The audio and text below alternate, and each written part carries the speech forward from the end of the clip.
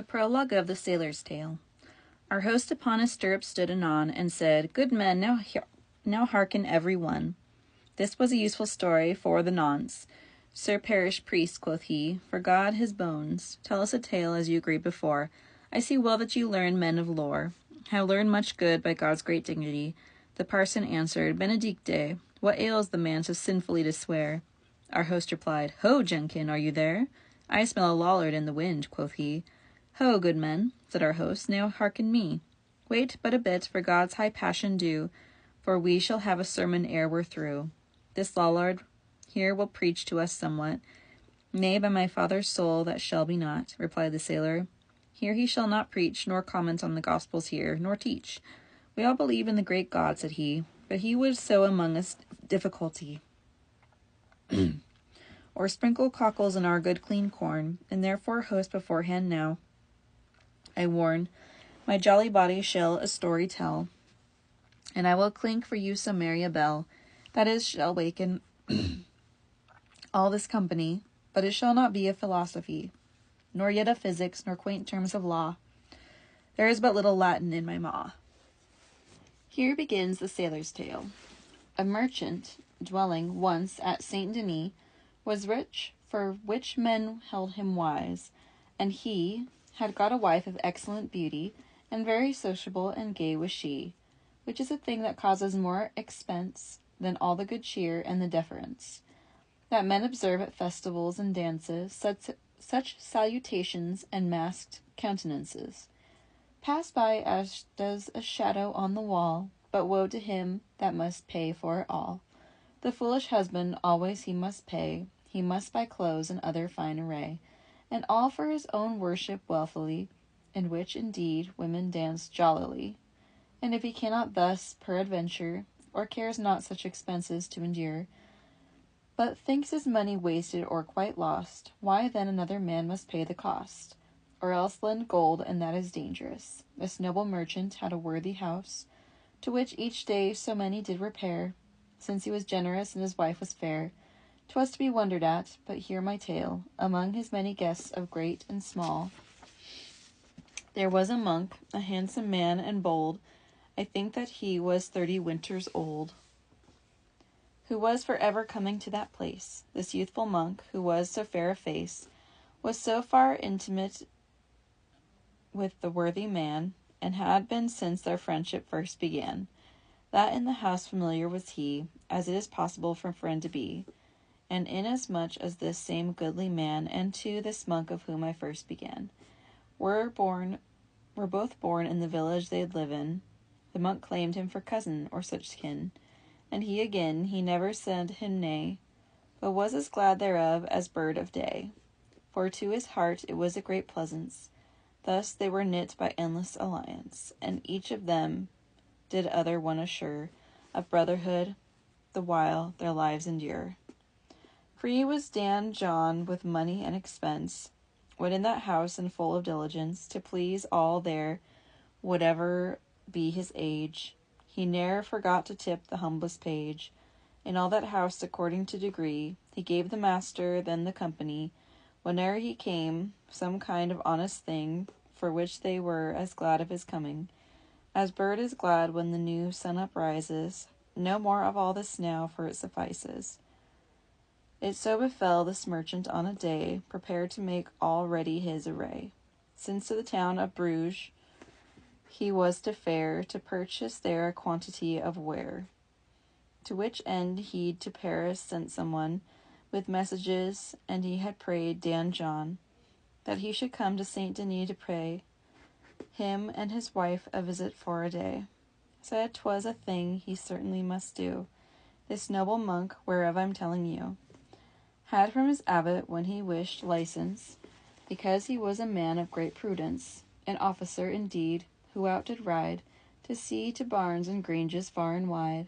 And now to Saint Denis he came anon, who was so welcome as my lord Dan John, our cousin dear, so full of courtesy. With him he brought a jug of rare malmsey, and still another full of fine vernage, and wild fowls too, as was his long usage. And so I let them eat and drink and play, this monk and merchant, for a night and day. Upon the third day, this good trader rises, and on his needs discreetly he advises. And up into his counting-house goes he, to reckon up his books, as well may be, for the past year, to learn how matters stood, and what he'd spent, and whether it were good, and whether he were wealthier than before, his books and bags, all that he had in store.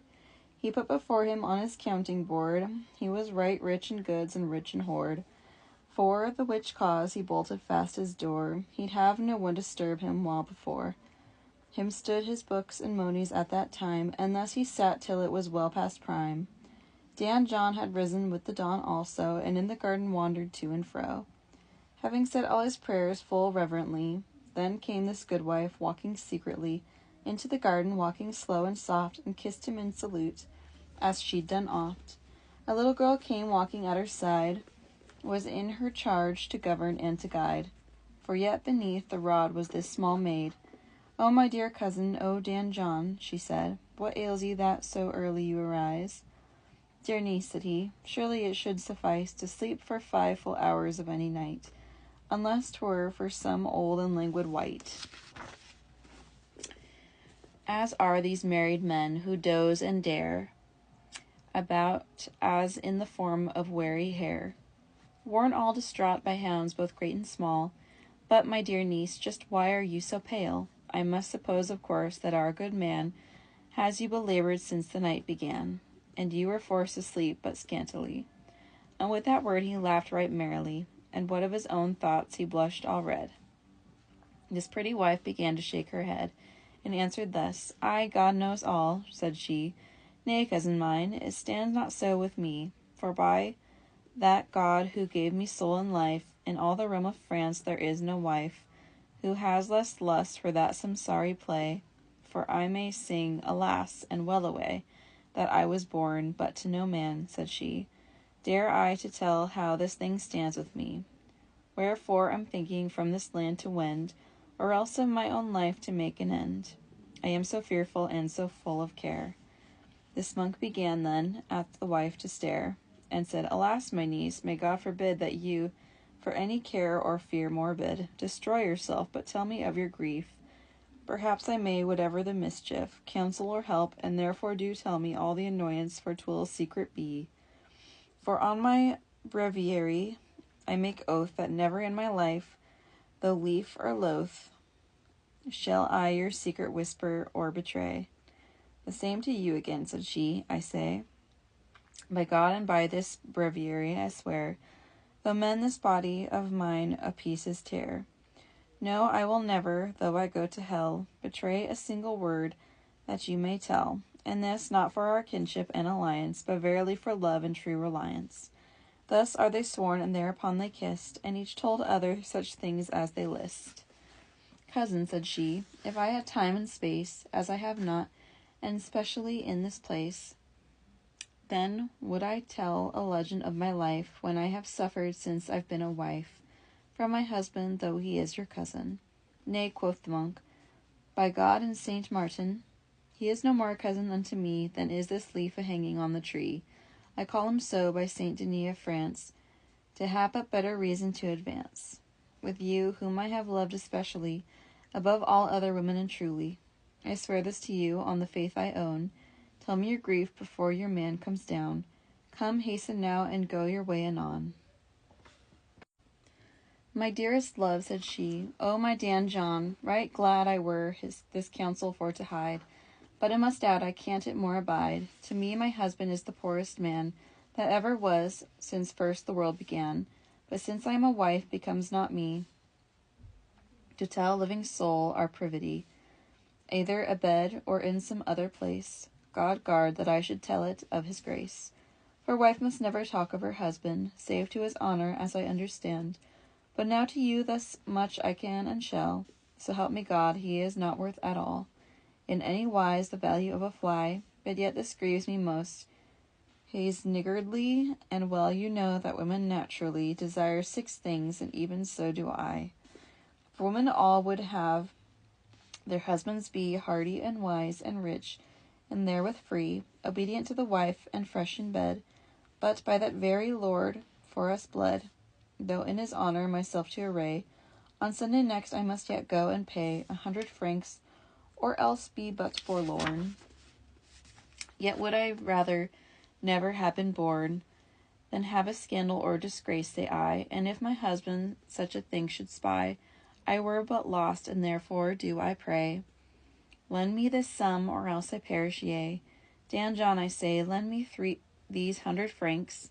By Gad, I will not fail to give you thanks, if only you will do the thing I pray, for on a certain day I will repay, and give to you what pleasure and service I can give, I, just as you may devise, and if I don't, God take me on me vengeance, as foul as once on Ganelin of France.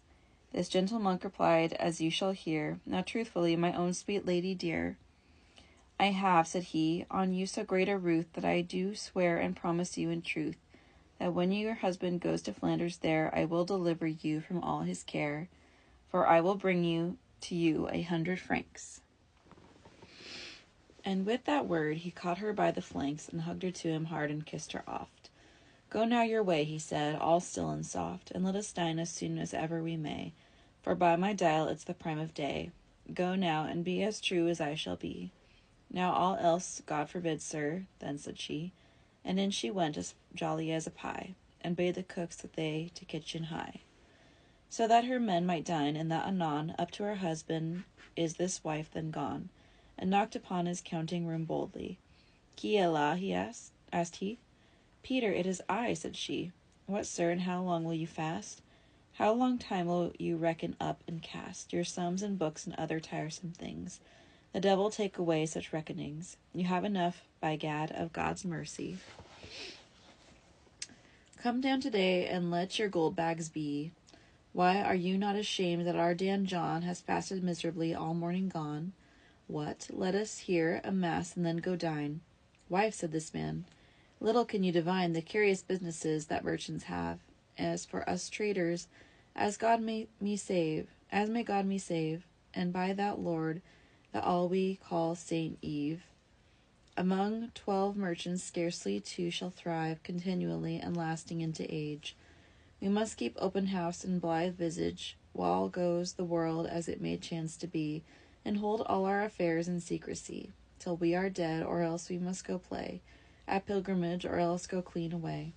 And therefore have I great necessity, that on this curious world advised I be, for evermore we merchants stand in dread of chance and mishap as our ways we tread. To Flanders go I at the break of day, and I'll come back as soon as ever I may, for which, my dearest wife, your aid I seek, to be to all both courteous and meek, and to maintain our wealth be studious, and govern honorably and well our house. You have enough in every sort of wise that to a thrifty household should suffice. You've clothes and food, I've seen to each detail, and silver in your purse shall never fail. And with that word his counting door he shut, and down he went, no longer tarrying, but right hastily a mass for them was said, and speedily the tables they were spread, and to the dinner swiftly all they sped, and richly then the monk this merchant fed. After the dinner, Dan John soberly this merchant took aside, and privately he said to him, Cousin, it stands just so, for I see well that you to Bruges will go. God and good St. Augustine speed and guide.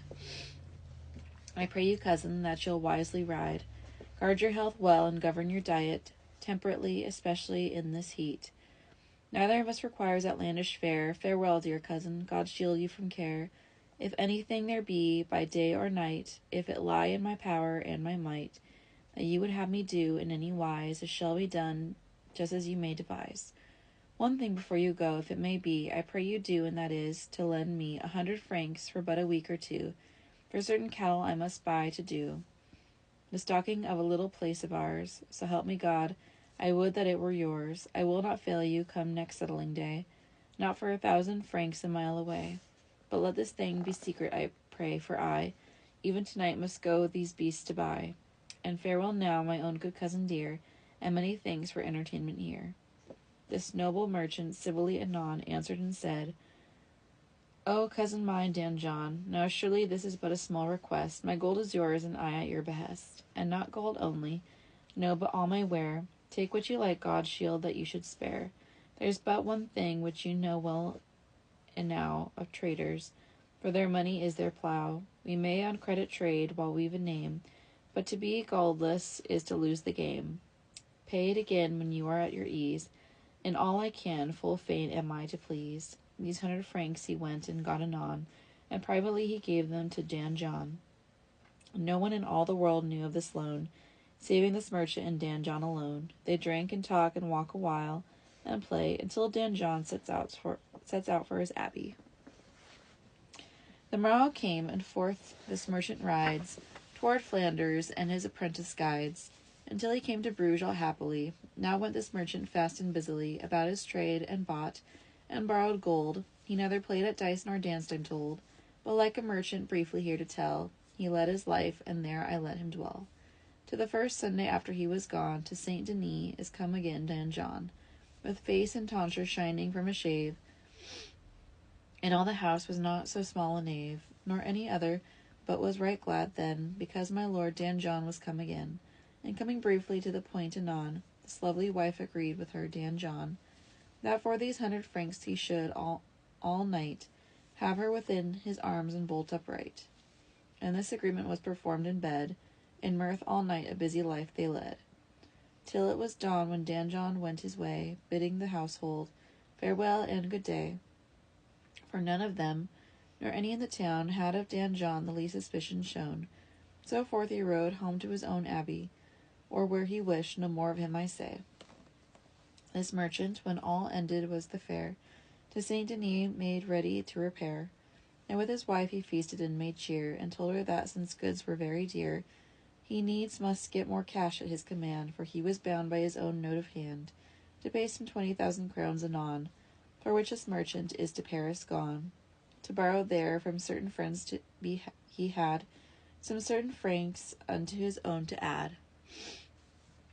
And when he come at length into the town, out of great friendship never yet outgrown, unto Dan John he went first there to play, not to talk business nor ask money, nay, but to inquire and see to his welfare, and to tell about his Flemish ware, as friends are wont when come from far or near. Dan John made him a feast and merry cheer, and he told him again and specially how he had purchased well and luckily, thanks be to God, all of his merchandise, save that he must, nor fail in any wise, obtain a loan at least it would be best, and then he'd have some time for joy and rest.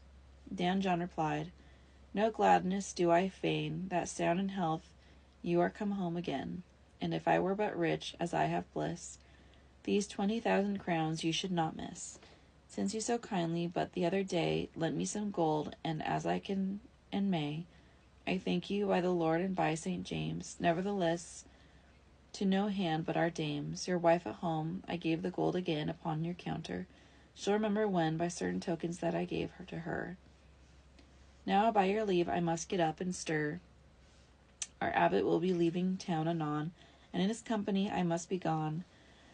Greet well our dame, your wife, and my niece sweet, and farewell, cousin dear, until we meet. This merchant, being a man full wary wise, has got his loan and paid there in Paris, to certain Lombards ready in their hand, the sum of gold, and got his note back, and now home he goes as merry as a jay, for well he knew he stood in such array, and now he needs must make, with nothing lost, 1,000 francs above his total cost. His wife already met him at the gate, as she was wont, though he came soon or late, and all that night with pleasure did they pet, for he was rich and cleanly out of debt. When it was day, this merchant did embrace his wife anew and kissed her on her face, and up he goes and makes it rather tough. No more, cried she, by God, you've had enough. And wantonly again with him she played, till at the last this merchant sighed and said, By God, said he, I am a little wroth with you, my wife, though to be so I'm loath. And know you why, by God, and as I guess, you've been causing of some small strangeness between me and my cousin dear Dan John. You should have warned me really ere I'd gone that he to you 100 francs he had paid in cash. He was put out, I am afraid, because I spoke to him of loans by chance. At least I judged so by his countenance. Nevertheless, by God our heavenly King, I never thought to ask him such a thing. I pray you, wife, never again do so, but always tell me ere away I go, if any debtor has in my absence repaid to you, lest through your negligence I might demand a sum already paid. This wife was not astounded nor afraid, but boldly she spoke up, and that anon. Mary, I challenge that false monk, Dan John. I kept of all his coins not one to tell. He brought me certain gold, that know I well. What? Ill success upon his friar's snout. For God knows that I thought with never a doubt that he had given it to me because of you, to advance thus my honour and yours too, in cousinhood and for the merry cheer that he has found so many a time right here. But since I see our peace is thus disjointed, I'll answer you but briefly to the point. You have far slacker debtors than am I. For I will pay you well and readily from day to day, and if it be I fail, I am your wife, tally it on my tail. And I will pay as soon as ever I may. For by my truth I have on new array, and not on rubbish spent it, every sou. And since so well I've spent it, all for you, all for your honour, for God's sake I say, do not be angry, but let's laugh and play. My jolly body's yours in pledge, she said. By God, I will not pay you save in bed. Forgive me then, my own sweet dear husband. Let us be happy now. Turn over here. This merchant saw there was no remedy, and thought he, chiding were but great folly, since that the thing might not be amended be. Now, wife, he said, I do forgive, you see, but on your life don't run so far at large. Conserve our wealth hereafter, so I charge. Thus ends my tale, and may the good God send tales fair enough until our lives shall end. Amen. Here ends the sailor's tale.